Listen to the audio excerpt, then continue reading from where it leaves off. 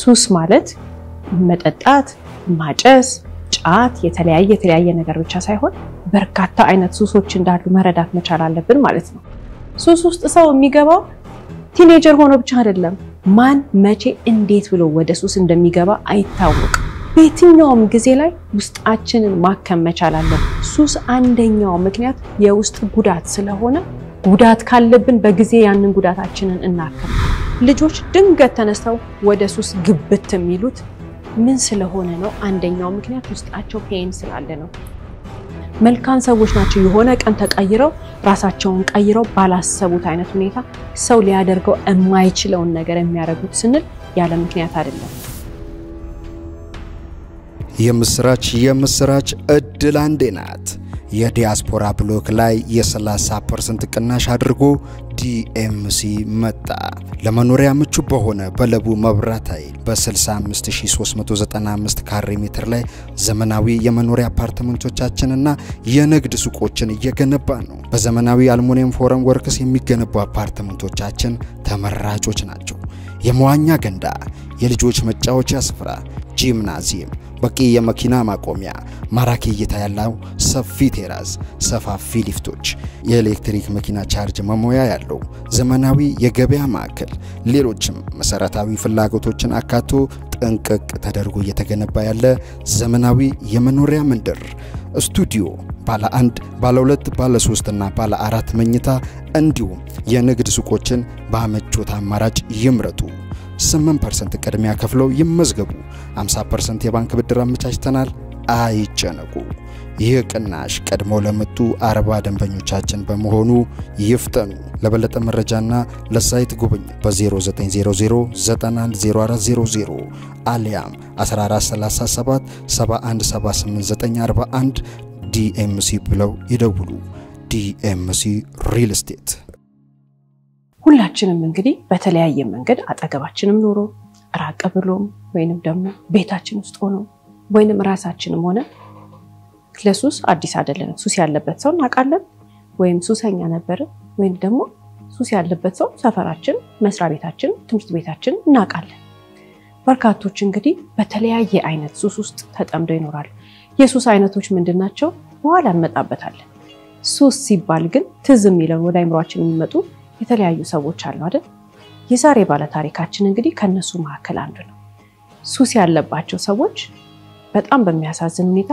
ሱሳቸውን ለማከናወን ወይንም ያንን ሱስ አለባቸው የተባለውን ነገር ለማድረግ ብዙ ርቀት ሄደው ይጓዛሉ ብዙ ገንዘብ ያጠፋሉ ከብዙ ሰው ጋር ይጣላሉ ይናቃሉ የተለያየ ነገር ሲደርስባቸው እንመለከታለን የዛሬ ባለ ታሪካችን ግን ከሁሉም የሱስ አይነቶች ለየት ያለ ሱስ ያለበት ሰው ነው የዚህ ግለሰብ ሱስ ምንድነው ያለን እንደሆነ በጣም ያሳዝናልም ያሳፍራል የሱስ ሱስ ምንድነው መንገድ ላይ ወይንም ደግሞ በመጠጥ ቤት ውስጥ በተለምዶ የቡና ቤት ሴት የምንለው ሴቶች መግዛት ነው ራሳቸውን የሚሸጡ ሴቶች ጋር መሄድ ለሱ ሱስ አለበት የሱስ ነው ያለበት ስለዚህ በየቀኑ እነዛ ሴቶች ጋር መሄድ ከነዛ ሴቶች ጋር ጊዜ ማሳለፍ ከዛ ቀጥሎ ደግሞ ቤቱ አንጠልጥሎ ዛሬ አንዷን ነገ አንዷን ከነጎዲያ አንዷን እያያዘ ሰታት ብሎ ቤቱ ሄዶ ጣዋት የሚያደርገውን ነገር እንደማያቅ ትላንትና ማታን እንደማያስታውስ ነው የሚናገረው ይሄ ግለሰብ ያለበት ህይወት በጣም ቀላል ህይወት አይደለም እንደማንኛውም ሰው ደግሞ አገባ ወለደ ከዛስ ሚስቱ ቤት ያለች እሱ ማታ ይሄድና አንጠልጥሎ እቤት ሴት ይዞ ይመጣል ለአይምሮ የሚከብድ ነገር ነው ታዲያ የትዳር አጋሩ 4 ወር ብቻ ነው ከዛ በኋላ መቀመጥ ይቻላልችው የ4 ወሩን ህፃን ጥላ ራሷ የት እንዳለች ሳትናገር ደብዛው አጠፋ የት እንዳለች አትናገርም ቤተሰቦቿ ጋር ግን በስልክ ትገናኛለች ልጇንም ጠይቃ አታውቅም የሷ ቤተሰቦች ናቸው ህፃኑን የሚጠይቁት ግለሰቡ በፍጹም በልጁ ግን አይደራደርም ልጁን ለምን እንደማይደራደርበት ስንል ጥሩ አባት ሆኖ አይደለም ለማንም ግን አይሰጥ ቤት ውስጥ አለ ይሄ ግለሰብ እንግዲህ ሱሱን ተመልክተናል ማታ ይመሻል ይሄዳል አንድ ሴት ከመንገድ ላይ ወይንም ደግሞ ከመጠጥ ቤት ገስቶ ይዞ ይመጣል በየቀኑ ሴት ይቀያያል ሚስቱ የለችም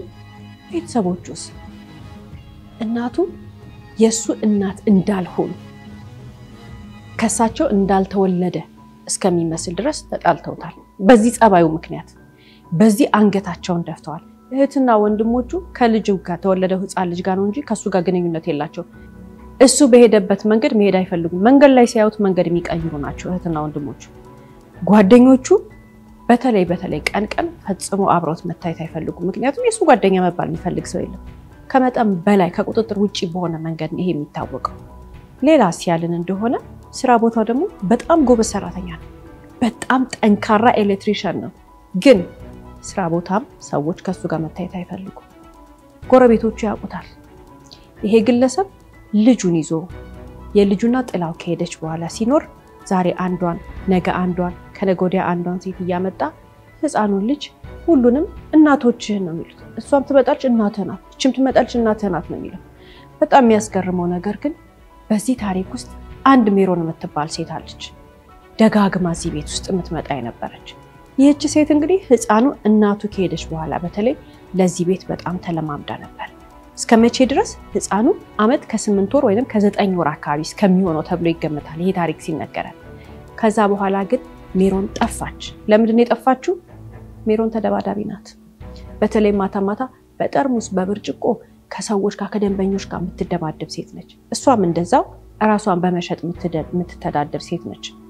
ታዲያ የምትሰራበት ቦታ ላይ ሰዎች ደብድባ የሰው አካል አጉድላ 5 አመት ከ8 ወር አካባቢ ማረሚያ ቤት ተፈርዶባት እዛ ነበረች።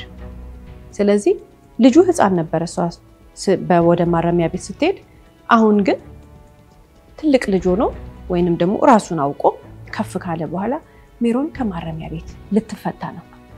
ሜሮን ከማረሚያ ቤት ልትፈታ ነው የሚባል ወሬ ሲመጣ ግን እኛ አላናግርህም ያሉት እናቱ በጣም ተጨነቁ። እህት ወንድሞቹ በጣም ግራ ገባቸው። ጓደኞቹ ሁሉ ምን ይሻላል አሉ። ምክንያቱም ሜሮንና ይሄ ሰው ተገናኙ ማለት በጣም ትልቅ ጥፋት፣ በጣም ትልቅ ወንጀል ውስጥ ነው የሚገቡት። ይገናኛሉ፣ ይጣላሉ፣ ይደባደባሉ፣ የተለያየ ነገር ነው የሚፈጠረው ሁሉ ጊዜ። እሷ ማረሚያ ቤት እያለች እፎይ ብለው ነበር፣ ወይንም ደግሞ ሲፈረድባት ደስ ነበር ያላቸው። አሁን ሜሮን ተፈታ ልትመጣ ነው። የቀራት ቀናቶች ናቸው። በጣም ሰግተው ነበር አጠገቡ ያሉ ሰዎች። እናቱ በስልክም ጓደኞቹን ጎረቤቶቹን ሁሉም ሰዎች ነግረናለች ሴት ወደ ህይወትህ እንዳትመጣ ይሉት ነበር። እሱ ግን አላረፈም። ግለሰቡ ሜሮን ማረሚያ ቤት እያለች የሄደ ይጠይቃታል። ቤተሰቦቿን በገንዘብ ይረዳል። ምግብ ምናምን የተለያየ ነገር እየወሰደ ይሰጣታል። ልክ እንደሚስቱ ነበር የሚንከባከባት። ሁለቱ የሚጣሉትን ያክል በጣም ደግሞ ይስማማሉ፣ ይዋደዳሉ ይሏቸዋል የሚያውቋቸው ሰዎች። በጣም ተደስቷል። እሱ ቤቱን እያስተካከለ ነው ሜሮንን ሊቀበላ። ከዚህ በፊት እንግዲህ መታ አድራ ከመሄድ ውጪ የዘለለ ወይንም ደግሞ 2-3 ቀን ከማደር ውጪ የተለየ ነገር የለም። አሁን ግን ማረሚያ ቤት ሆነው ቃል ተገባብተዋል። ምን ሊሆኑ? አብሮ ሊኖሩ የሰጉ ሰዎች አሉ፣ አጠገቡ ያሉ ሰዎች አይደል? ከዚህ በኋላ እንግዲህ ሜሮን ያ የተፈራው ቀን ደረሰና መጣች።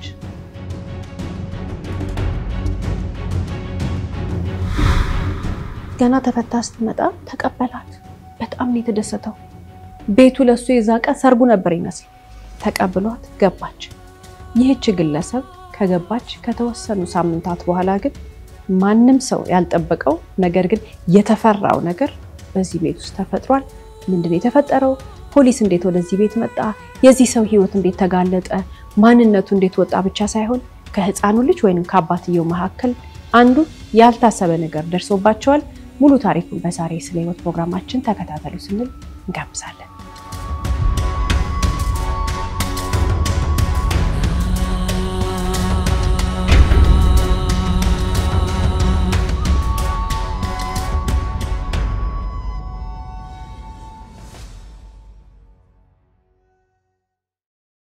ሰላም የስለ ህይወት ፕሮግራም ተከታታዮቻችን፣ ስለ ህይወት ቲቪ በየሳምንቱ በዚህ ሰዓት ይዞላችሁ የሚቀርበው ፕሮግራማችን አሁን ይጀምራል። ስለ ህይወት ፍርድ የተሰጠባቸውን እውነተኛ ወንጀል ታሪኮችን ለእናንተ ለተመልካቾች በድራማ መልክ ያቀናበርን ይዘን የምንቀርበው ፕሮግራም ይሆናል። የዛሬውን ፕሮግራም ይዤላችሁ የቀረብኩት እኔ ብስራት ገመቹ ነኝ። እስከ ፕሮግራማችን ፍጻሜ ድረስ አብራችሁ እንድትቆዩ እንጋብዛለን። እናመሰግናለን። ይሄ ግለሰብ እንግዲህ ጆኒ ይባላል። ይሄ ግለሰብ አሁን ሜሮን በተፈታች ሰዓት አንድ በጣም የሚያናድደው ነገር አለ። ምንድነው? ከሜሮን ጋር አትሁን፣ ሜሮንን አታናግር፣ ሜሮን ተፈታ መጣች የሚለውን ሰው መስማት አይፈልግም። እንግዲህ ሜሮን ተፈታ ከመጣች በኋላ ደስታውን መቆጣጠር አቅቶታል ሲባል ቀላል አይደለም። ታዲያ ከሷ ከመፈታቷ በፊት የነበረው ህይወት ምንድነው ወይንም ደግሞ ሜሮን በማረሚያ ቤት ቆይታዋ ሰዓቱ ህይወቱ እንዴት ነበር ያለን እንደሆነ አባትና ልጅ ምንም አይነት ግንኙነት የላቸው ልጁ ይኖራል አባትየውም ይኖራል የልጁ ንጽህና የልጁ ምግብ የልጁ ትምህርት የልጁ ምንም ነገር ለአባት ጉዳዩ አይደለም ዛሬ መጣች ቤት ውስጥ ረዳት ወይንም የቤት ሰራተኛ እንደሷ በጎ ፍቃድ የሚያደግ ልጅ ነው ወይንም ደግሞ ቤት ውስጥ በሚመጡ በሚቀያየሩ ሰራተኞች በጎ ፍቃድ የሚያደግ ልጅ ነው ትምህርት ቤትስ ወላጅ አምጣ ብለው ስለሰለቻቸው አሁን ትምህርት ቤት ውስጥ አስተማሪዎቹ ሁሉ ስለዚህ ልጅ ህይወት ስለሚያውቁ ይረዱታል ያክሱታል በተቻላቸው መጠን ከአባትየው ጋር ምንም ነገር አይነጋገሩ ህፃኑ እንግዲህ እንደተመለከትነው በጣም የሚያሳዝን ህፃን ስለሆነ የቤት ሰራተኞች ብዙ ጊዜ ይንከባከቡታል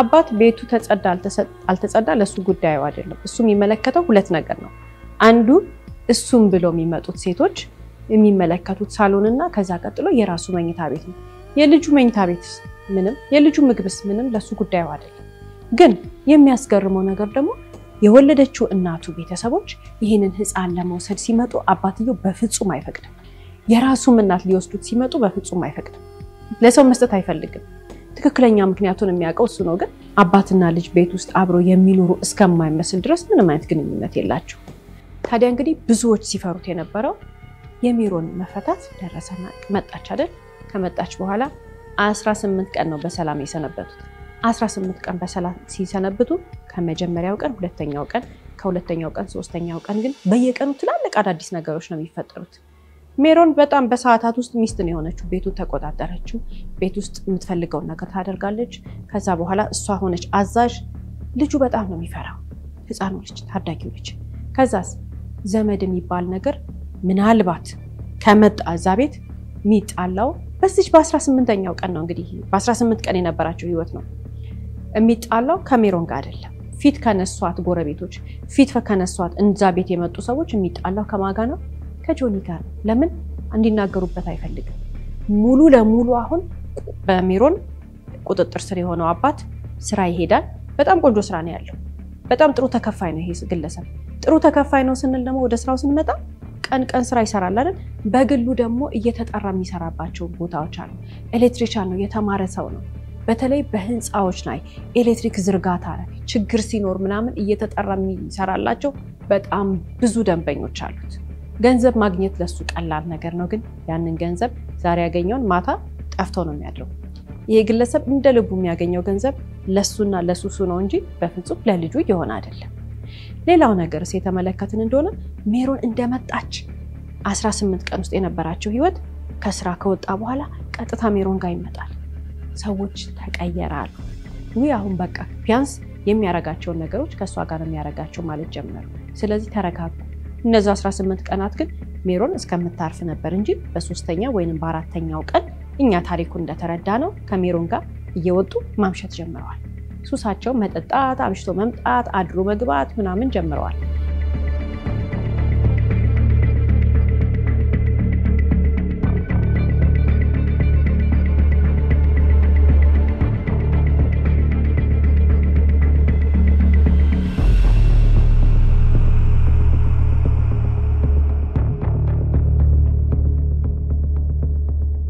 18ኛው ቀን ላይ ግን ከስራ ሲወጣ ስልኩን አጥፍቶ ግለሰቡ ጠፋ።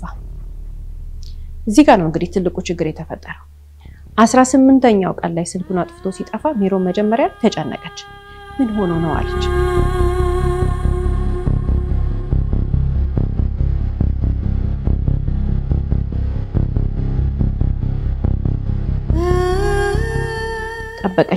ጠበቀችና ከዛ በኋላ ተጠራጠረች። ስለዚህ ምን አደረገች? በመኪና ኮንትራት አድርጋ ሜሮን የሚሄዱበትን ቦታ ስለምታውቅ ከአንዱ ቤት ወደ አንዱ ቤት ከአንዱ ቤት ወደ አንዱ ቤት መዞር ጀመረች። በስተመጨረሻ ከሌሊቱ 8 ሰዓት ካለፈ በኋላ ከአንዲት ሴት ጋር አገኘችው። ሜሮን ከዚህ በፊት እንግዲህ በጣም ተደባዳቢ ናት፣ ተማቺ ናት አይደል? አሁንም እሱን ምንም አላለችው። አብራ ያለችውን ሴት ደበደበች። አብራ ያለችውን ሴት ስትደበደብ እንግዲህ ከዚህ በኋላ ቀጥታ አቅራቢያ ወዳለው ጣቢያ ሲወሰዱ ልጅቷ ዋሸችላት ወይንም ደግሞ ልጅቷ እሷ አልደበደበችኝ ወድቄ ነው ብላ ዋሸችና ከዛ በኋላ ወደ ቤታቸው ተመለሱ። ሁሉም እንግዲህ እዚህ ጋር የተነጋገሩት መንገድ ላይ ሲሄዱ ይተባባሉት ነገር ይኖራል። ክስ አልተመሰረተም እንጂ ምናልባት ይህቺ ግለሰብ ሜሮንን የዛንለት ከሳት ምስክሮች ቀርበው ማስረጃ ቀርበው እንደደበደበቻት ቢታወቅ ኖሮ አሁን ተመልሳ ትሄድ ነበር። እነዛ የተቀነሱላት አመታት እንደገና እንደ አዲስ ሆኖ ከታስራ ወይንም ደግሞ ማረሚያ ቤት ውስጥ ቆይታ ከወጣቸው አመታት በላይ ትቆይ ነበር። ግን እዛ ጋር አስተባበለላት ጆኒ። ከዛ በኋላ ተያይዘው ወዴት ሄዱ? ወደ ቤታቸው ሄዱ። ቃል ገባ ሁለተኛ ወደዚህ አይነት ነገር ውስጥ እንደማይገባ፣ ሁለተኛ እንደማያናድዳትና የተወሰኑ ቀናቶች ቀጠሉ። በ22ኛው ቀን እንግዲህ በ18ኛው ቀን ይሄ ተፈጠረ። 19ኛው ቀን ሰላም ነበር፣ 20ኛው ቀን ሰላም ነበር፣ 21ኛው ቀን ሰላም ነበር። 22ኛው ቀን ላይ ግን ሌላ ችግር ተፈጠረ። ምንድነው? ግለሰቡ እንደለመደው ስልኩን አጠፋና እሷ ትደውላለች። አሁን አንድ ነገር ተረድታለች። ምንድነው? ከወጣች ማታ እንደባለፈው በመኪና ከተከተለችው በመታደርገው ነገር ወደ ማረሚያ ቤት ልትሄድ እንደምትችል ስለምታውቅ ሜሮን ፈራች። ይልቁ ምን አደረገች? ቤት ውስጥ ቁጭ አለችና መጠጣት ጀመረች። መጠጥ እየጠጣች ነው። እሱ ደግሞ ያለበትን አታውቅም። ሌሊት 8 ሰዓት አይደለም በዚህ ቀን የመጡት እንደባለፈው ወይንም 8 ሰዓት አይደለም ያገኘቻቸው። ከሌሊቱ 7 ሰዓት አካባቢ በር ተንኳኳ። በር ሲንኳኳ ሜሮን በጣም አልኮል ጠጥታለች፣ ደክሟታል። ነገር ግን ተነስታ በሩን ከፈተች።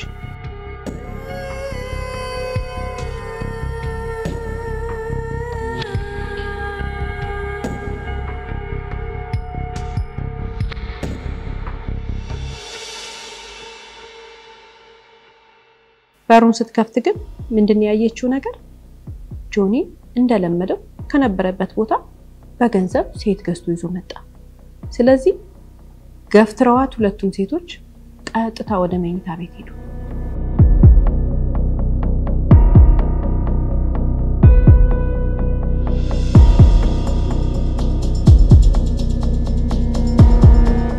በጣም ተናዳለች ሜሮን። ምትልናገረው ምታደርገው በሷ ባህሪ፣ በሷ ተደባዳቢ ባህሪ፣ በሷ ማንንም ሰው ማትፈራ ባህሪ ዛሬ ግን ምንም አልታልቻለችም። ምክንያቱም በጣም ብዙ አልኮል ስትጠጣ ነው የቆየችው። ከዚህ በኋላ እንግዲህ ነጋ። ሲነጋ ሁለቱ ሴቶች ተጣሉ። ማንሽ ተባብለው ማለት ሲጣሉ ነው የመጣው ጆኒ። ምን አደረጉ? ሁለቱም ሰደቧትና ቀጥ ብለው ወደ መኝታ ቤት ገብተው በሩን ዘጉት።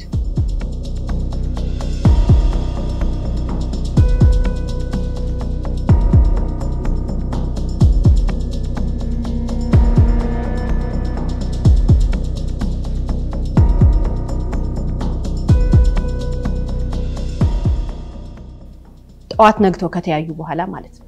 ከዚህ በኋላ ሜሮን ያደረገችው ነገር ግን የሁሉንም ሰው የህይወት አቅጣጫ እስከ ወዲያኛው የሚቀይር ነገር ነው። ቀንታለች፣ ተናዳለች፣ የተናቀች መስሏታል። ትላንትና መጠጥ እየጠጣች ነው ያደረችው።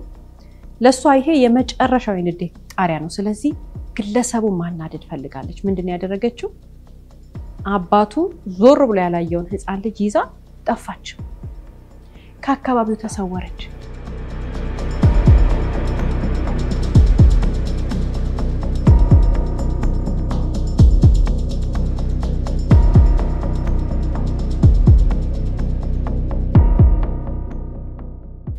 አንድ 2 3 4 እያሉ 3 ወር ሞላው። አባት ልጁን በተለያየ መንገድ ቢፈልግ ቢያስፈልግ በፍጹም ሊያገኘው አልቻለም። ሜሮን ይዛው እንደሄደች እርግጠኛ ሲሆን ደግሞ በአካባቢ የነበሩ ሰዎች፣ ባለሱቅ፣ መንገድ ላይ የነበሩ ሰዎች ተመልክተውታል። ልጄን እያለ ይሄ አባት ሲፈልግ በፍጹም ሊያገኘው አልቻለም። ሜሮን እሷም ጠፋች። ህፃኑንም አባቱን ለመበቀል ፈልጋ ህፃኑንም ደብዛውን አጠፋች። ከዚህ በኋላ እንግዲህ 3 ወራቶች ካለፉ በኋላ ነበረ አባት 90 ቀን ሙሉ ልጁን ሲፈልግ ቆይቶ ተስፋ ሲቆርጥ ወይንም ደግሞ ሜሮንንም ልጁንም እንደማያገኝ ሲያቅ በጣም ስጋት ውስጥ ስለገባ አሁን ለፖሊስ መጥቶ ሲናገር የተናገረው ነገር አለ ምንድነው አባት ተቀጥሮ ከሚሰራበት መስሪያ ቤት ተባረዋል ምክንያቱም ምንም አይነት ማስረጃ ሳይኖረው ምንም አይነት ምክንያት ሳይኖረው ምንም አይነት ፍቃድ ሳይኖረው ጸጥ ብሎ ከስራ ነው የቀረው ለምን ሜሮን አለች ወይንም ደግሞ ትኖራለች ብሎ የሚያስብባቸው ቦታዎች ሁሉ እየዞረ ሜሮን መፈለግ ጀመረ አለች ብሎ የሚጠብቅበት ቦታ ሁሉ ሲፈልግ እዚህ ጋር ስራውን ረሳ ስለዚህ ቆንጆ ስራ ላይ ነበር ጥሩ ተከፋይ ነበር ነገር ግን ከስራው ተባረረ አሁን ልጁን እየፈለገ ነው ያለው በስተመጨረሻ ለፖሊስ መጥቶ ሲናገር ፖሊስ ሜሮንንም ልጁንም መፈለግ ጀመረ ልጁን ሊያገኙት አልቻሉ ህፃኑ ልጅ በፍጹም ደብዛው ጠፍቷል ነገር ግን ከተጨማሪ 1 ወር ከ15 ቀን ፍለጋ በኋላ ወይንም ደግሞ በአጠቃላይ 4 ወር ህፃኑ ከጠፋ ከ4 ወር ከ15 ቀን በኋላ ሜሮን ተገኘች ታዲያ ሜሮን ስትገኝ ህፃኑ ልጅ የታለ ስትባል አይ አለች በእለቱ የነበረውን ነገር ተናገረች በእለቱ የተፈጠረው ነገር ተናገረች በእለቱ ያናደዳትን ነገር ገለጸችና ችግሯ ከልጁ ጋር ሳይሆን ከአባትየው ጋር እንደሆነና ከሱ መራቅ ስለምትፈልግ እንደሸሸች ህፃኑ ግን የት እንዳለ እንደማታውቅ ተናገረች ፖሊስ በራሱ የምርመራ ቴክኒክ ከዚህም በኋላ እንግዲህ ሜሮን ከተገኘች በኋላ ሌሎች እንግዲህ ቀናቶች ፈጅተው በድምሩ ይሄ ህፃን ልጅ ከቤቱ ከወጣ ከ7 ወር በኋላ በራሱ የምርመራ ቴክኒክ ወደ ቤቱ አመጣ አባትና ልጅ ከተለያዩ ህፃኑ ከቤቱ ከወጣ ትምህርት ቤት ሳይሄድ ማንንም ወላጅ አጠገቡ ሳይኖር ከ7 ወር በኋላ ወደ ቤት ተመልሶ የመጣው በፖሊስ አማካኝነት አዎ የሰረቀችው ከቤቱ ይዛው የጠፋችው የደበቀችው ማናት ሜሮን ናት ለምን አባትየው ለማናደድ ማንንም የማያውቀው አባትየው ያልጠረጠረው ወይንም ደግሞ ከዚህ በፊት አይቷት በማያውቀው ቦታ ላይ ወስዳ የደበቀችው ሜሮን በጣም በጭካኔ በሚያሳዝን ሁኔታ ይሄንን ልጅ ያዙልኝ ብላ ነው እንግዲህ እዚህ ጋር የምንመለከተው ነገር ሜሮን ከማረሚያ ቤት ስትወጣ ቅጣቷን ጨርሳ የተፈረደባትን ነገር ጨርሳ ስትወጣ የተቀነሰላት አመት አለ አይደል በአመክሮ በተለያየ ነገር ተብሎ የሚቀነሱ አመቶች አሉ እነሱን አመት ጨምሮ ምክንያቱም ገደብ አለ ከዚህ ጊዜ እስከዚህ ጊዜ ድረስ ወንጀል ከሰራህ ወይንም ከሰራሽ የሚባል ህግ አለ በዛ ምክንያት እንግዲህ ከተፈታች አመት ባለውላት ጊዜ ውስጥ በሌላ ወንጀል ተፈርዶባት ወደ ማረሚያ ቤት ስትሄድ እነዛ የተሰረዙላትንም አመት ጨምሮ አሁን በልጅ ስርቆት ወንጀል ወደ ተፈርዶባት ወደ ማረሚያ ቤት ሄደች የሚያሳዝነው ነገር ግን ሌላስ ከዚህ ጋር ተያይዞ አሁን ከተመለከትነው ኬዝ ጋር ተያይዞ በህፃኑ መጥፋት መነሻ ተደርጎ የልጁ የህፃኑ እናት ቤተሰቦች ክስ መሰረቱ ምንድነው ህፃኑን ማሳደግ ስለማይችል መውሰድ አለብን ብለው በዚህ ሰዓት አሁን የራሱ ቤተሰቦች የራሱ እናትና እህት ወንድሞቹ አስተማሪዎች ከዛ ቀጥሎ ጎረቤቶች መጥተው ለፍርድ ቤት ምስክርነት ሰጡ ህፃኑን ማሳደግ እንደማይችል ህፃኑ በእናቱ እናት ወይንም በአባቱ እናት ስር ሆኖ ማደግ እንዳለበት ከተናገሩ በኋላ አባት በህግ ልጁን ተነጠቀ ለመጀመሪያ ጊዜ እንግዲህ ጆኒ የተባለው ግለሰብ ልጁን በህግ አግባብ ተነጥቆ የእናቱ እናት እንዲያሳድጉ ከተደረገ በኋላ አሁን የሜሮን ማንነት ስለገባው ከሜሮን ጋር ያለውን ግንኙነት አቆመ ሜሮን ወደ ማረሚያ ቤት ሄደች ጆኒ ደግሞ እንግዲህ ራሱ በራሱ ላይ በፈጠረው ችግር ምክንያት ከልጁ ጋር ተለያየ ከስራው ተባረረ ከዛ በተጨማሪ ያ የተከበረ ሙያ ያለው ሰው ያ እንደዛ አይነት ገቢ የሚያገኘው ሰው አሁን ላይ ተሯሩጦ የሚሰራ አይነት ሰው ሆነ ከዚህ በኋላ እንግዲህ ይሄ ግለሰብ ልጁ ማሳደግ አይችልም ልጁን ግን መጠየቅ ይችላል ከዚህ በኋላ ወይንም ደግሞ በህግ አግባብ የልጁ እናት ወላጆች ወይንም ደግሞ የልጁ አያቱ በእናቱ በኩል ያሉት ሰዎች ልጁን ከተረከቡ በኋላ ይሄ ህፃን ልጅ ከእናቱ ጋር ለመጀመሪያ ጊዜ ተገናኙ የተገናኘው በአካል አይደለም በስልክ ነው ለምን ብንል ይህች ግለሰብ በጣም ስለተማረረች ቀጥታ ህፃኑን ጥላ ያደረገችው ነገር ወደ አረብ ሀገር መሄድ ነበር ያለችበትን አልተናገረችም ህፃኑንም አላየችውም የ4 ወር ህፃን ሆኖ ያየችው ወይንም ደግሞ ያነጋገረችው ልጇን ከዛ በኋላ አድጎ በዚህ እድሜው በስልክ አገኘችው አሁን በእንክብካቤ እንደ ልጅ ሆኖ እየተማረ እየበላ እየታጠበ እያጠና ከናቱ ጋር በስልክ እየተገናኘ በክብር ከአያቶቹ ጋር የሚኖር ህፃን ሆነ ጆኒ ተመልክተናል ህይወቱን እንዲሁም ደግሞ ሜሮን ወደ ማረሚያ ቤት ሄደች ማለት ነው በጣም የሚያስገርመው ነገር ግን የግለሰብ ልትፈታ ስትል በዛ አይነት ሁኔታ የፈሩት ሰዎች ትክክል ነበሩ በተፈታች 1 ወር ሳይሞላት ነው እንግዲህ ይሄ ሁሉ አይነት ምስቅልቅል ታሪክ ውስጥ ገብተው የነበሩት ማለት ነው። ሁልጊዜም እንግዲህ ከታሪኮቻችን መጨረሻ ላይ የምናነሳቸው የተለያዩ ሐሳቦች አሉ። የዛሬ ባል ታሪካችንን ተመልክተን የምንረዳው አንድ ትልቅ ነገር አለ። ሱስ ማለት መጠጣት፣ ማጨስ፣ ጫት፣ የተለያየ ነገር ብቻ ሳይሆን በርካታ አይነት ሱሶች እንዳሉ መረዳት መቻል አለብን ማለት ነው። ታዲያ ሰዎች ምን አይነት ሌላ ሱሶች አሉ ሲባል በርግጥ ህመም የማይመስላቸው ወይንም እንደ ሱስ የማይቆጥሯቸው የተለያዩ ነገሮች አሉ። አንዳንድ ሰዎች እቃ የመግዛት የሾፒንግ ሱስ አለባቸው። አንዳንድ ሰዎች የሰው ሱስ አለባቸው፣ ፍቅር መስሏቸው ግን ሱስ ነው። የኢንተርኔት ሱስ አለ፣ የቁማር ሱስ አለ። አንዳንድ ሰዎች ትክክል ያልሆነን ነገር በስልካቸው የማየት ሱስ አለባቸው። በቲቪ ጭምር ከፍተው የሚያዩ ሰዎች አሉ፣ አደገኛ የሆነን ነገር። አንዳንድ ሰዎች የወሬ ሱስ አለባቸው። አንዳንድ ሰዎች የሐሜት ሱስ አለባቸው፣ ግን ሱስ እንደሆነ አይታወቃቸውም። ሱስም ይመስለንኛ ማጨስ፣ መጠጣት፣ ጫት ወይንም ደግሞ ሐሺሽ መውሰድ ምናምን ብቻ ሊሆን ይችላል። ግን የተለያዩ አይነት ሱሶች እንዳሉ በምድር ላይ የዛሬ ባለ ታሪካችንና የጠቀስናቸው ነገሮች ምልክቶች ናቸው። ታዲያ ሱሰኛ ሰዎችን ተጠንቀቁ ወይም ደግሞ ከሱስ ራሳችሁን ጠብቁ ብቻ ሳይሆን የተለያዩ ሐሳቦችን አንስቶ መወያየት በዛሬ ፕሮግራማችን ላይ አስፈላጊ ሆኖ ያገኘንበት ምክንያት ሱሰኞችን ወይም ሱስ ውስጥ ያሉ ሰዎችን ስንረዳ ነገ ጧት ራሳችንን ጭምር ነው የምንረዳው። ታዲያ የተለያዩ ሰዎች የተለያየ ሱስ ውስጥ የገቡት በተለያየ እድሜ ነው። በልጅነት እድሜ ብቻ አይደለም፣ ወይንም ቲኔጀር ሆኖ ብቻ አይደለም፣ ወይንም ወጣት ሆኖ ብቻ አይደለም። በትልቅ እድሜያቸው ሱስን ሀብሎ የተዋወቁ ሰዎች አሉ። ቁማርን፣ የተለያየ ነገር። ግን አንድ እዚህ ጋር መረዳት ያለብን ነገር አለ። ምንድነው? ሱስ ያለባቸው ሰዎች አስተሳሰባቸው ወይንም ደግሞ ፍጹም ጤነኛ የነበሩ ስርዓት ይዘው ህይወታቸውን ሲኖሩ የነበሩ ሰዎች ወደ ሱስ ውስጥ ገብተው ወደ አልተፈለገ አይነት ሁኔታ ውስጥ ገብተው ህይወታቸውን የመሩ ከሆነ እኛ እዛ ውስጥ እንዳንገባ የምንወዳቸው ሰዎችም ደግሞ አጠገባችን ያሉት ሰዎች እዛ ውስጥ እንዳይገቡ መረዳት ያለብን የሱስ ውስጥ ያለ ሰው አስተሳሰብ አለ። ምንድናቸው እነዛ አስተሳሰቦች? ጥቂቶቹ ናቸው፣ ሁሉንም የሚያውቀው ባለሙያ ነው። ጥቂቶቹ ግን ምንድነው? አንድ ሰው ሱስ ውስጥ የሚገባው ወይንም ደግሞ አንድ ሰው ወደ ሱስ ንክር ብሎ ህይወቱን ጨዋ የነበረ ምንም የማያውቅ ሰው ነገር ግን ሊወጣው የማይችልበት ሱስ ውስጥ የሚገባው በምን ምክንያት ነው? በምርጫ አይደለም፣ ፈልጎት አይደለም የሚሉ ሰዎች አሉ ወይንም ጥናቶች አሉ። ከዛ በተጨማሪ ደግሞ ሰነፍ ስለሆነ አይደለም፣ የማይረባ ሰው ስለሆነ አይደለም፣ ያልተማረ ሰው ስለሆነ አይደለም፣ ወይንም ደግሞ በድህነት ምክንያት አይደለም። በተለያየ እዚህ ጋር ምድር ላይ ወይንም ደግሞ ዓለም ላይ ሊጠቀሱ በማይችሉ ያንን ሰው ዝቅ ሊያረጉ በሚችሉ ምክንያቶች አይደለም። ከምንም ነገር በላይ ግን ምርጫው ይመስለናል፣ ግን ምርጫው አይደለም። ምንድነው ታዲያ? ለምንድነው ሰዎች ወደ ሱስ የሚገቡት የሚለውን ነገር ዛሬ ላይ የተለያዩ ባለሙያዎች የተለያዩ ሐኪሞች የሚናገሩት ነገር ምንድነው? ውስጣቸው ያልተመለሰ ጥያቄ ስላለ ነው። ውስጣቸው ከፍተኛ ጭንቀት ስላለ ነው። ውስጣቸው ከፍተኛ ሐዘን ስላለ ነው። ውስጣቸው የሚጠይቃቸው የሚያሳዝናቸው ውስጣቸውን የሚሰብረው ስሜት ስላለ ነው ይላሉ። ከምን የመነጨ?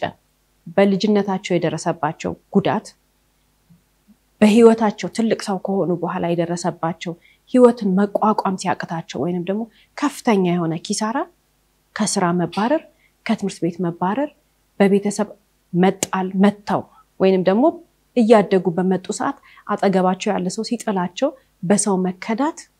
ከዛ በተጨማሪ ደግሞ የተለያዩ ምክንያቶችን ልንደረድር እንችላለን። በሚያምኑት ሰው ገንዘባቸው ሲወሰድባቸው፣ አጠገባቸው ባለ ሰው ሲከዱ፣ በፍቅር አጋራቸው ሲከዱ፣ በትዳር አጋራቸው ሲከዱ፣ በተለያዩ ምክንያቶች ሰዎች ድንገት ጥሩ የነበረ ህይወታቸው ሙሉ ለሙሉ 100% ልንል በምንችል ሁኔታ ወደ ሱሰኛነት ሊቀየሩ ይችላሉ። ታዲያ ለዚህ ነው ማን መቼ እንዴት ብሎ ወደ ሱስ እንደሚገባ አይታወቅም። ግንዛቤው ካለን ግን በህይወታችን የሆነ አይነት ፈተና ሲገጥመን ራሳችንን ከሱስ እንቆጥባለን ማለት ነው። ለዚህ ነው ብዙ ሰዎች ሱስ ውስጥ ሲኖሩ የዛሬ ባል ታሪካችንን ጨምሮ ምን እዛ ውስጥ እንዳስገባቸው ስለማናቅ እንደ ጥፋተኛ ወይንም ደግሞ እንደ ተለያየ ነገር አድርገን ልናስባቸው አይገባም። ሰዎች የአይምሮ ጥያቄ ሲኖራቸው፣ ውስጣቸው ያልተመለሰ ነገር ሲኖር፣ ውስጣቸው በጣም ሲያዝን፣ ውስጣቸው በጣም ሲሰበር፣ ውስጣቸው ሊያክሙት ያልማይችሉት ጉዳት ሲኖርባቸው ነው እነዛ ሰዎች ሱስ ውስጥ የሚገቡት። ስለዚህ ሱስ መደበቂያቸው ነው። እርዱን እያሉ እየለመኑን ነው ማለት ነው። መንገድ ላይ እኮ አንድ ሰው ጠጥቶ ሰክሮ ሲንገዳገድ ስናየው ሁላችንም እንናደድበታለን ደግሞ ያናድዳል ወይ ደግሞ የተለያየ ነገር አድርጎ ሰው ሱስ ውስጥ ሆኖ ሲሳደብ ሲናገር ወንጀል ሲሰራ የተለያየ ነገር ሲያደርግ ያንን ሰው ሁላችንም ብዙ ምንለው ነገር አለ ግን የእርዳታ ጥሪ ነው ድረሱልኝ ይያለን ነው አግዙኝ ይያለን የሚያሳዝነው ነገር ግን እነዛን ሰዎች እንዳናግዛቸው ሁላችንም የተለያየ ምክንያት አለ ክፉ ስለሆነን ሳይሆን እንዳናግዛቸው የሚያደርገን የተለያየ ህይወት ውጣውረድ አለ የተለያየ ህይወት መንገድ አለ ግን ያ ሰው ሱስ ውስጥ ያለው ሰው ሊስተካከልበት ወይንም ደግሞ ወደ ጥሩ መንገድ ወደ ድሮ ማንነቱ እንዲመለስ የሚያደርጉት መንገዶች በሰዎች አይን ስንመለከተው ወይንም እኛ ያንን ሰው ከውጪ ሆነን ስንመለከተው ልንረዳው የምንችልበት መንገድ በጣም ጠባብ ነው አንድ ሰው ሱስ ውስጥ ሆኖ አጠገባችን ያለ ሰው እንደዛሬ ባል ታሪካችን ለምሳሌ ቤተሰቦቹ አሉ ጓደኞቹ አሉ የተለያዩ ሰዎች አሉ ግን ከገባበት ሱስ ውስጥ ለማውጣት ተጠይፈውታል ሁላችንም ብንሆን ልንጠየፈው እንችላለን የዚህ ሰው እህት መባል የዚህ ሰው እናት መባል ልንጠየፍ እንችላለን ምክንያቱም በጣም ያሳፍራል የሚያደርገው ነገር አጠገባችን ያለ ሰው ልንረዳው እንፈልጋለን ልናግዘው እንፈልጋለን ግን ያቅተናል አጠገባችን ያለ ሰው የተለያየ ሱስ ውስጥ ሆኖ ተናግረን ምንም ለማድረግ ማንችልበት ምክንያት የራሳችን የህይወት ውጣውረድ ስላለብን ነው እንጂ ክፉዎች ስለሆነ አይደለም ታዲያ ግን በርካቶች የሚወዷቸው ሰዎች በርካቶች የሚያከብሯቸው ሰዎች ንክር ብለው ሱስ ውስጥ ሲገቡ ሊረዷቸው ሊያግዟቸው ሳይችሉ ሲቀሩ ህይወታቸው በጣም በሚያስፈራ ሁኔታ ወደ ቁልቁለት ሄዶ ህይወታቸው የተበላሹ ብዙ ሰዎች አሉ በዚህ ውስጥ ብዙ ሐሳብ ልናነሳ እንችላለን ትልቁ ነገር ግን ሱስ ውስጥ ያለ ሰው ወደ ወንጀል የሚሄድበት እድል በጣም ትልቅ ነው ወንጀል ሲሰራ ደግሞ ምን ይሆናል ወደ ማረሚያ ቤት ይሄዳል ወደ ማረሚያ ቤት ሲሄድ ስለዚህ መጀመሪያ ሱስ ውስጥ የገባ ያ ሰው እኮ ከፍቶት ልቡ ተሰብሮ ነው አይደል ራሱ መርዳት አቅቶት ነው ከዛ ቀጥሎ እንደገና በጥፋት ላይ ጥፋት ይወልድና ወደ ማረሚያ ቤት ይሄዳል ወደ ማረሚያ ቤት ከሄደ በኋላ ደግሞ እንደገና ሌላ ጥፋት ውስጥ ደግሞ ገብቶ አይምሮ ይጎዳል መጀመሪያ መነሻው ውስጡ የተጎዳበት ውስጡ የሚጠይቀው ጥያቄ ውስጡ ያዘነበት ነገር እንግዲህ ህክምና ሳይሆን ያገኘው ምንድነው ያገኘው በጥፋት ላይ ጥፋት እንደገና ሌላ አለመወደድ እንደገና ሌላ አለመፈለግ እንደገና ሌላ መጠላት እንደገና ወንጀለኛ መባል ሆኖ በጣም በሚያሳዝን ሁኔታ ሱስ ውስጥ ያሉ ሰዎች መነሻቸው ሳይታከም ወይንም ደግሞ መጀመሪያ የተነሱበት ምክንያት ሳይታወቅላቸው ጥፋቱ አድጎ በስተመጨረሻ ከማረሚያ ቤት ሲወጡ ጭራሽ እንደገና ሌላ ማንነት ይዘው ይመጣሉ ለምንድነው ጥያቄያቸው ያለው ውስጥ ነው ለዚህ ነው ሁላችንም ውስጣችን የሚጠይቀን ውስጣችን የሚያሳዝነን ውስጣችን የተጎዳበት ውስጣችን ስብር ያለበት ነገር ካለ በልጅነት ሊሆን ይችላል ቲኔጀር ሆነን ሊሆን ይችላል ትልቅ ሰው ሆነን ሊሆን ይችላል በየትኛውም ጊዜ ላይ ውስጣችንን ማከም መቻል አለብን ምክንያቱም ያ ነገር ራሱን በሱስ ሊገልጽ ይችላል ያ ነገር ራሱን በሱስ ውስጥ ተገልጦ ሊደበቅ ይችላል ህመሙን ከመፍራት ሰዎች በሱስ የሚደበቁበት አጋጣሚ በጣም ብዙ ስለሆነ ሁላችንም ይሄ ነገር ሊደርስብን ስለሚችል ጥንቃቄ ማድረግ መቻል አለብን ብዙ ጊዜ እኮ በጣም በሚያሳዝን ሁኔታ ስኬታማ ሰዎች ተምረው ትልቅ ቦታ የደረሱ ሰዎች ሱስ ውስጥ ሲኖሩ ተመልክተን እናውቃለን ይሄ ነው የሚባል ባለሙያ እንትናኮ እጁ ወርቅ ነው ይባላል አይደል ትልቅ ባለሙያ ሆነ የእጅ ባለሙያ ሆነ እንትናኮ የተማረ ሰው ነው እንትናኮ የደረሰበት ደረጃ ስም ልንሰጣቸው ማለት ማስተርስ ፒኤችዲ ደረጃ የተማሩ ሰዎች ሱስ ውስጥ ንክር ያለዋሉ ያሳዝናሉ እነዛ ሰዎች ጀጅ ልናረጋቸው አይገባም ከዛ በተጨማሪስ በጣም ጠንካራ የሆነ መንፈሳዊ ህይወት ኖሯቸው በመንፈሳዊ ህይወታቸው ማርከውን እኛን ራሱ ሲያስተምሩን የነበሩ ሰዎች ድንገት ተነስተው ሱስ ውስጥ ንክር ያሉ ሰዎች አሉ አይደል አጠገባችንስ እህት ወንድማችን ሊሆን ይችላል ያክስት ያጎታችን ልጅ ሊሆን ይችላል አብረነው አድገን የምናቀው የምንወደው ሰው አብረነው ተጫውተን እሱ ግን ድንገት ይነሳና እልም ብሎ ሱስ ውስጥ ይገባል በጣም በሚያሳዝን ሁኔታ ለቤተሰባቸው ኩራት የሆኑ ልጆች ወንድሜ ነው ሲባል ምን ኮራበት እህቴ ናት ሲባል ምን ኮራበት ሰው ድንገት ተነስተው ሱስ ውስጥ ንክር ብለው መውጣት ያቃታቸው ሰዎች ሩቅ አይደሉም አይደል ልብ ማለት መቻል ያለብን እኛስ ነገ ይሄ እንዳይደርስብን ሱስ አንደኛው ምክንያት የውስጥ ጉዳት ስለሆነ ጉዳት ካለብን በጊዜ ያንን ጉዳታችንን እናከመው አጠገባችን ያሉ ሰዎች ደግሞ አንዳንድ ጊዜ በፍቅር አጋር ሊሆን ይችላል የትዳር አጋር ሊሆን ይችላል ይነግሩናል እኔኮ በልጅነቴ እንደዚህ ሆኜ እኔኮ በዚህ እድሜ ሰው እንደዚህ አርጎኝ እኔኮ እንትና እንደዚህ ያሳዝናኝ በሚሉን ጊዜ ዝም እንዳንል ሰዎች ውስጣቸውን ህመማቸውን ሲናገሩ ባለሙያ ጋር ወስደን ያንን ነገር ማከም ያስፈልጋል። ለምን ጉዳት የውስጥ ሐዘን የውስጥ ስብራት ዝም ብሎ ከላይ በልብስ ተሸፍኖ በሜካፕ ተሸፍኖ በኑሮ ተሸፍኖ ይኖራል እንጂ ውስጥ ግን ጥያቄውን አያቆምም። ውስጣችን መጠየቁን አያቆምም። የሆነ ቀን በጣም ጥሩ የተባለች ሚስቱ ንክር ብላ ሱስ ውስጥ ልትገባ ትችላለች በጊዜ ካልታከመች ህመሟን ስትናገር ወደ ባለሙያ ካልተወሰደች። የሆነ ቀን በጣም ጥሩ የተባለው አባት በጣም ጥሩ የተባለው ባል በጣም ጥሩ ስራ የሚሰራው ሰውዬ ድንገት ሄዶ ሱስ ውስጥ ንክር ሊል ይችላል። የምንወደው ሰው ያከበርነው ሰው የትዳር አጋራችን ፍቅረኛችን እንደዛ ሊሆንብን ወይንም ደግሞ እንደዛ አይነት ነገር ውስጥ እንዲገባብን አንፈልግም። ሌላስ ወላጆች በስርዓት ያሳደጉት ልጃቸው ድንገት መጥቶ ሱስ ውስጥ ሊገባባቸው ይችላል። ይሄ በተለይ ቲኔጀር ሆኖ ይገጥማል። ከዛ በተጨማሪስ እህት ወንድሞቻችን የምንወዳቸው ያክስት ልጅ ያጎት ልጅ ለምንድን ነው ሊገቡ የሚችሉት? ጉዳት ካለበት ሰው ሐዘን ካለበት ሰው ያጣው ነገር ካለ ሰው አይምሮ ሊታከም ይገባል። ብዙ ነገር ያደርግ ወንጀል ሊፈጽም ይችላል። ሄዶ የጎዳውን ሰው ሊበቀል ይችላል። ከዛ ውጭስ ሱስ ውስጥ ይገባል። የምንወደው ሰው ውስጥ ሊገባ ስለማንፈልግ ዞሮ ዞሮ አጠገባችን ያለ ሰው እንዲህ አይነት ነገር ውስጥ ካለ ልንረዳው ይገባል ማለት ነው። ከዛ ውጭ ራሳችንስ እንደነዚህ አይነት ፕሮግራሞችን ስንመለከት ራሳችንን እንድናይ ያደርገናል አይደል? ምንድነው የሚያሳዝነን ነገር? ምንድነው የሚያስከፋን ነገር? ምንድነው ከዚህ በፊት የሰበረን ነገር? ምንድነው በህይወታችን የገጠመን ፈተና? ያ ፈተና ውስጣችን የተቀመጠ ህመም ካለ ለራሳችን ማወቅና ለራሳችን ልንደርስለት ይገባል። የሚሰማን ህመም ካለ የሚሰማን ንዴት ካለ የሆነ ጊዜ እኮ አንዳንድ ጊዜ የሆኑ ሰዎች ወይንም ደግሞ የሆነ ሁኔታ ወይንም የሆነ የተፈጠረን ነገር ትዝ ሲለን አንዳንድ ሰዎች ጀርባዬን አቃጠለኝ ይላሉ። አንዳንድ ሰዎች ውስጥ እግሬን አቃጠለኝ ይላሉ።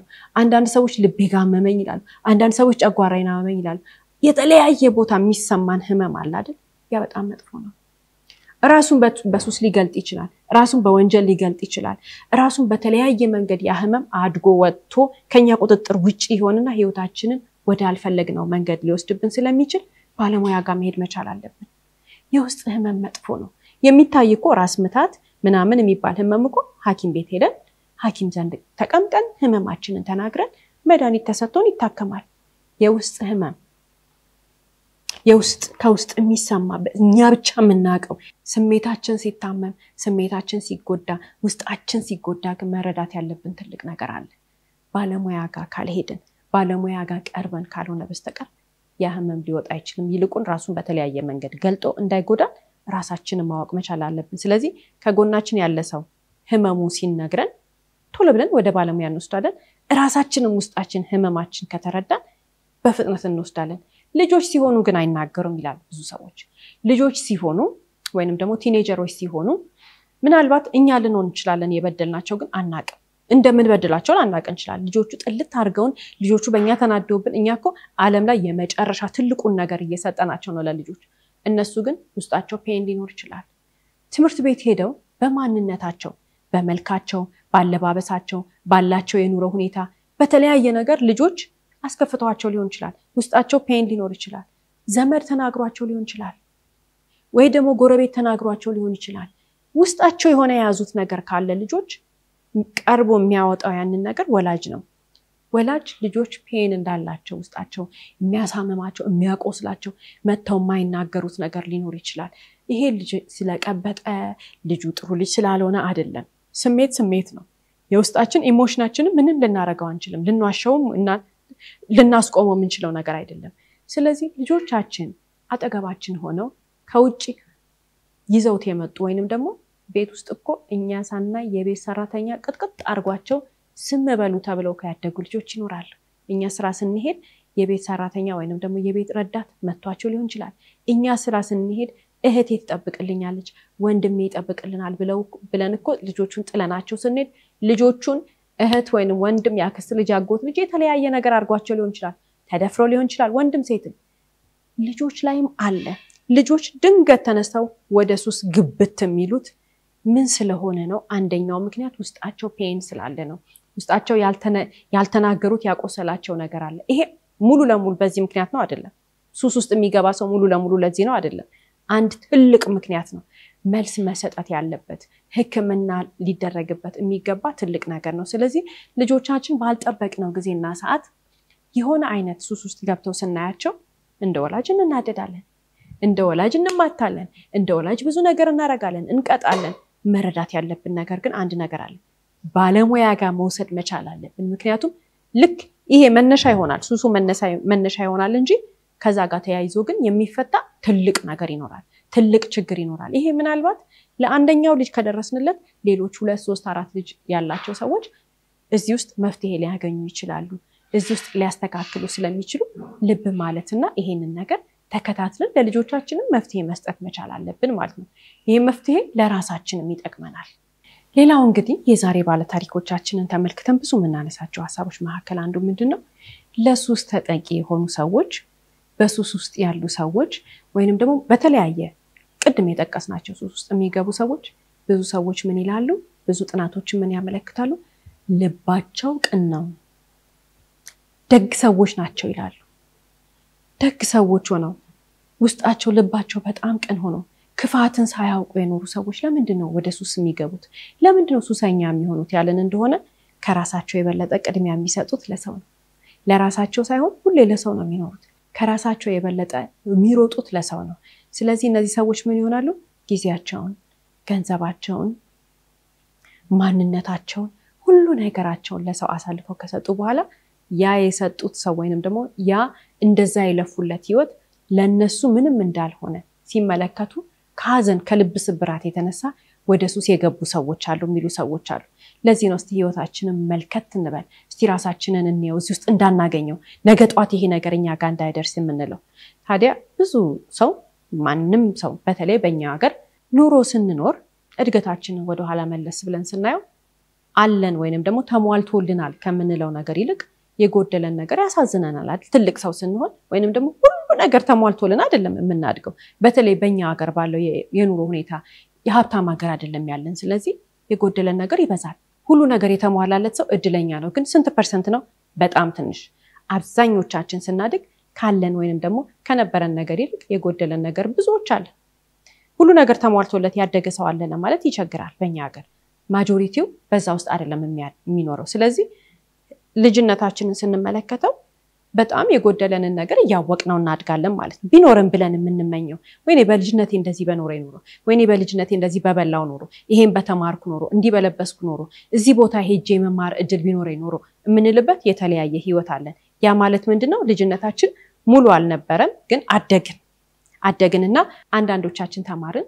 አንዳንዶቻችን ደግሞ የሙያ ባለቤት ሆነን ስለዚህ ገቢ ማግኘት ጀመርን ልክሱ ማግኘት ስንጀምር ደግሞ ምንድነው የምናረጋው እንሄድና ያንን ጎደለ የምንለውን ቤት ያንን የላቸውን ብለን የምናስበውን የመጣንበትን ቤተሰብ ብቻ ሳይሆን አክስትም አጎትም የተለያዩ ሰዎችን እንረዳለን ይሄ የማንኛውም ኢትዮጵያዊ ባህሪ ነው ባህላችን ነው መልካም ነገር ነው ስለዚህ ስናድግ ጎሎብን ያደግነው ከዛ በኋላ ደግሞ ስናገኝ ደግሞ እኛ የጎደለንን ነገር የተበቀልነው እስኪመስል ድረስ ወደ ኋላ እንሄድና ለቤተሰብ ብዙ ነገር እናረጋለን መልካም ነገር ነው ግን ምንም ሳናስቀር ለራሳችን ሳንል ከዛ ደግሞ እናድጋለን አይደል ትልቅ ሰው ስንሆን ወደ ትዳር እንገባለን ወይም ወደ ፍቅር ግንኙነት እንገባለን በትዳርም ሆነ ያለ ትዳር ልጅ ይወለዳል አሁን እንግዲህ መቼ ነው ለራሳችን ይኖር ነው ሳይሟላልን አደግን ከዛ ቀጥሎ ደግሞ ስናገኝ ደግሞ ለቤተሰብ አደረግን ከዛ ቀጥሎ ደግሞ ለልጅና ለትዳር አገሩ ለፍቅረኛ ልናረግ ነው